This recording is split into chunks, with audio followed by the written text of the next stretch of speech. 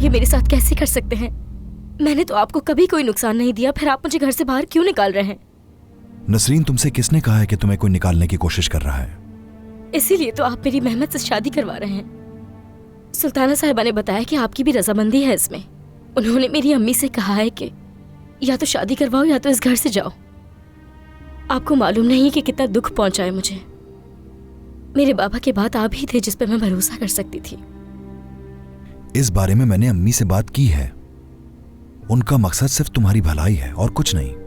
ये कैसी भलाई है कि उस आदमी से शादी करवा दी जाए जो मुझे पसंद भी नहीं है?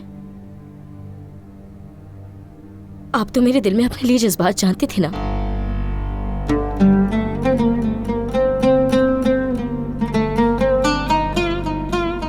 आप जान चुके थे, इसीलिए ये चीज परेशान करती थी आपको।